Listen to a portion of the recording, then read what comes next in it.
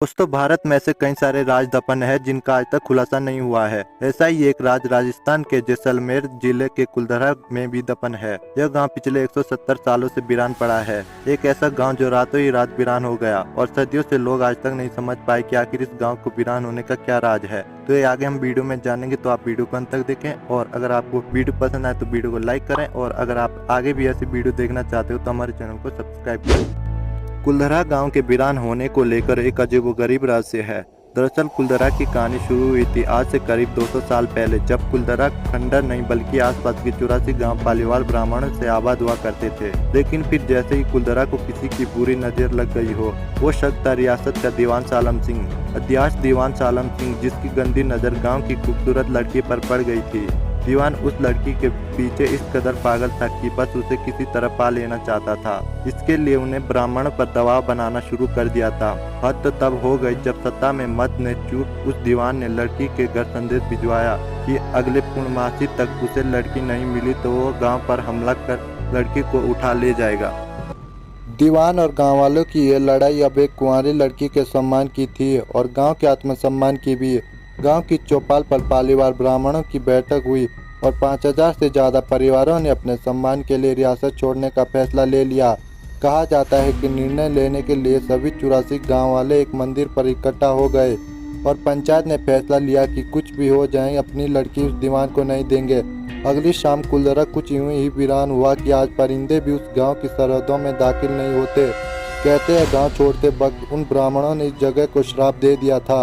आपको बता दें कि बदलते वक्त के साथ 82 गांव तो दोबारा बन गए, लेकिन 2 गांव कुलधरा और खांबा तमाम कोशिश के बाद भी आज तक आबाद नहीं हुए। ये गांव अब भारतीय पुरातत्व विभाग के संरक्षण में है, जिसे दिन की रोशनी में सैलानियों के लिए रोज खोल दिया जाता है। कहा जाता है कि यह गाँव रूहानी ताकतों के कब्जे में है। टूरिस्ट प्लेस में बदल चुके कुलधरा गांव घूमने आने वालों के मुताबिक यहाँ रहने वाले पालीवाल ब्राह्मण की आहट आज भी सुनाई देती है। उन्हें वहाँ हर पल ऐसा अनुभव होता है कि कोई आसपास चल रहा है। बाजार के चहल पहल की आवाज़ें आती है। महिलाओं के बात करने और उनकी चूड़ियों और पायलों की आवाज़ हमेशा ही आती रहती है। प्रशासन ने इस गांव की सरहद पर एक फाटक बनवा दिया है, जिसके पार दिन में तो सैलानी घूमने आते रहते हैं, लेकिन रात में इस फाटक को पार करने की कोई भी हिम्मत नहीं करता। कुलधरा गाँव में एक मंदिर है जो आज भी श्राप से मुक्त है। कुछ बावड़ी भी है जो उस दौर में पीने के पानी का जरिया था। कुछ खामोश गलियारों में उतरती कुछ सीढ़ियाँ भी है। कहते हैं शाम ढलने के बाद अक्सर यहाँ कुछ आवाज़ें सुनाई देती है। लोग मानते हैं कि वो आवाज़ें 18वीं सदी का वो दर्द है जिनमें पालीवाल ब्राह्मण गुजरते थे। गांव के कुछ मकान है जहाँ रहस्य परछाइयाँ अक्सर नज़रों के सामने आ जाती है। दिन की रोशनी में तो सब कुछ इतिहास की किसी कहानी जैसा लगता है, लेकिन शाम ढलने ही कुलधरा के दरवाजे बंद हो जाते हैं और दिखाई देता है रूहानी ताकतों का एक रहस्यमय संसार। लोग कहते हैं कि यहाँ रात के वक्त यहाँ जो भी आया वो हादसे का शिकार हो गया।